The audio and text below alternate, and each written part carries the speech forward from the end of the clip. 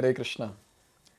So Arjuna is describing the universal form, and he's talking about how this universal form has occupied all the space that is available in the entire universe, and how, looking at this ferocious, destructive universal form of Lord Sri Krishna, the Devi Devtas, the Rishis, all of them, they are crying out, Pahi, Pahi, protect us, Swastiti, Swastiti, may there be peace in this world, may there be peace in this world. Now, Arjuna, he is going into details now. He said that initially Devi Devtas are crying out, Rishis are crying out, but which categories of Devi Devtas are crying out? Who are there, who are visualizing, who are actually taking darshan of this Vishwaroop? He is describing this in Shloka number 22, and we'll also see Shloka number 23. Rudrādityā vasavo echa sādhyā viśve śvinau marutaś coṣmapāś gandharva-yakṣāsura-siddha-saṅghā vīkṣante tvāṁ vismitāś caiva sarve rūpaṁ bahu-vaktra-netraṁ mahā-bāho bahu-bāhūru-pādam bahu-daṁṣṭrā-karālaṁ drishtvā lokāh pravayatitas tathāham. So here in Shloka number 22, it is described Rudra, who all are there in the category which all Devi Devtas are actually witnessing or have got that divine vision or celestial vision to take darshan of Vishwaroop of Lord Sri Krishna. So in the previous shloka we saw that how it was not only Arjuna who was taking darshan of this Vishwaroop, but along with that Krishna gave celestial vision even to the great personalities, the Devi Devtas. And what was the reason? So that in future, that is now in this age of Kali Yuga, when we're discussing these verses, we should not feel that Arjuna was sleeping on the chariot and he got this dream where you're seeing all this. It was in reality. This is what Krishna is proving in these shlokas. It was the reality where Krishna manifested his universal form in front of Arjuna in that same place on the chariot where everything Arjuna could see which is available in the entire universe. Now, which Devi Devtas are there who are taking darshan of the Lord? And who are those Devi Devtas who are actually calling out for help? This is given in the shloka. First one, Rudra. So Rudra, so we understand that Lord Brahma, he actually gave rise or gave birth to 12 Rudras, out of which one is very famous, who is called as Lord Śiva. So Rudra is a category of the demigods who are having this task or responsibility to do the annihilation at the end of Brahma's life. So they are the ones who completely annihilate everything that is available in this entire creation. So those are Rudras. Then Ādityas. So we have seen about Ādityas and Vasus. So they are the category of very sober personalities, and they are the sons of Aditi and Kashyapa. And we also saw, I guess, in 10th chapter that out of all the Ādityas, Lord Krishna was saying, I am Vishnu or Vamana.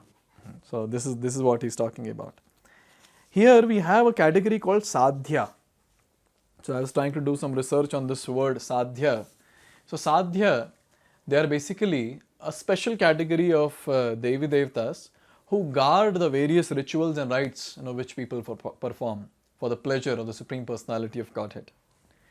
And then we have here another category which is called as Sādhyā viśve. So viśve here stands for Viśvedevas. Now Viśvedevas, they are again a category which is described in Puranas like Vishnu Purana and Padma Purana, where it is very nicely described that Daksha, one of the Prajapatis, he had a daughter and her name was Vishva. So the sons of Vishva, which were around 12 in number, they are actually called as Viśvedevas. So this is the category that is given, viśve. And then we have śvinau. So that is two twins basically, or twin devatas. They are called as Ashwini Kumaras. They are the doctors in the category of demigods. This is what we can say, Ashwini Kumaras. And then Marutas, that is Marutas. So these Maruts who are there, they are basically the devatas which come in the category of wind. So they are the ones who take care of the wind, the flow of the wind and so on and so forth. And then after that, here there is one word which is very nice and pretty hidden. So it says Marutas cha coṣmapāś. Now what is coṣmapāś? Ushma means steam. And the next word, the coṣmapāh that is given. So ushma means steam, and the ones who eat steam, they are called as ushmapa. And who are the ones who are eating steam? They are called as pitra or pitris, the forefathers.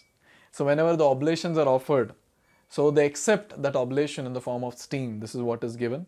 So this comes in Yajur Veda, Taitiriya Brahmana. This particular thing says, Ushma bhaga hi pitaraha. The pitris take the steam. So that is their bhaga, that is their offering. So they accept steam. So this word ushmapaha or cha ushmapascha basically stands for the pitris, the forefathers. Now there is another category that is given, that is the Gandharvas. So Gandharvas are a set of demigods who are very, very beautiful singers. So they glorify the Supreme Personality of Godhead by their melodious voice. And then we have another category called Yaksha. Now Yakṣas are natural spirits. But these spirits who are there, they are not like some ghastly ghosts, but they are benevolent spirits who are there. And in 10th chapter we saw that out of all the Yakṣas, who is Krishna? Kuvera. So Kuvera, the treasurer of the Devatas, he is the king of the Yakṣas. And then there is another category called Asura. Now Asura is demons basically. So even demons are there who are taking darshan of this Vishwarup. And then we have the Siddha. Now Siddha means the ones who have attained Siddhi. So in the 14 planetary systems, we have one Loka towards the upper planetary systems. That is called a Siddha Loka. So these personalities in Siddha Loka, they have got lots of mystic power, the Siddhis. And it is described that they can fly from one planet to another. So this is the Siddhi that they have got. So they are Siddhas. And all of them, what are they doing? Viśvente. All of them viśvante. That is, they all are beholding. What? Tvāṁ. You. In which form? Vishwarup form, obviously. And how is their reaction? Here it is given. Vismitāś. They are in complete wonder. They are in complete wonder what they are seeing. They are not understanding only what they are seeing. So in this complete wonder, all of them are calling out, as we saw in the previous shloka. They all are surrendering to Krishna and they all are praying, Pahi, Pahi, protect us, protect us. Now, in the next shloka, what are these demigods seeing? And why are they so disturbed? And why are they filled with wonder? That is given here. So it is said that Drishtva lokaha rūpaṁ mahatte pravyatitas. So it basically says that, O mighty armed one, O mahā-bāho. So previously, in previous chapters, Krishna was addressing Arjuna as mahā-bāho, and now Arjuna is addressing Krishna as mahā-bāho. O mighty armed one, he says that Drishtva lokaha rūpaṁ mahatte. So Drishtva lokaha means all the lokaha, that is all the planets of the Devi-Devatas and the Devi-Devatas themselves. What is happening? They are disturbed. Pravyatitas. They are completely disturbed. Why? They are disturbed seeing your rūpaṁ mahatte. They are disturbed seeing your great form. Why? What is so disturbing? What is so disturbing in this form? Here it is given. Bahu-vaktra-netraṁ. Bahu, many. Vaktra, face. There are many faces in this universal form. And netraṁ, So every face will have two eyes at least.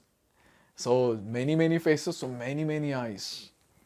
And bahu-bāhū. So many bahu, many arms, many limbs. Uru, many thighs. And pādam, many legs. And then bahu-udaram, many bellies. And the best thing in the entire universal form is described here. Bahu-daṁṣṭrā-karālaṁ. You have got many teeth. And how these teeth are? Here it's given. Karālaṁ, terrible, ghastly. And at the end, so he has told that all the Devi Devatas are disturbed. But at the end, Arjuna is saying, Tathāham, they are disturbed. And oh Krishna, along with that, I am also disturbed. This is what he is describing here, very nicely. So in this way, here we see that Arjuna was there in the mood or in the rasa of astonishment, Adbhuta rasa. Now from Adbhuta rasa, he's actually changing. His rasa is changing, his relationship, his mood is changing, and now it is changing to bhayanaka or fearful. So here, from wonder, now he has gone into fear. And now in this fearful state, Arjuna is going to describe more about the universal form. So let's see that in the future verses. Hare Krishna. Hare Krishna, Hare Krishna.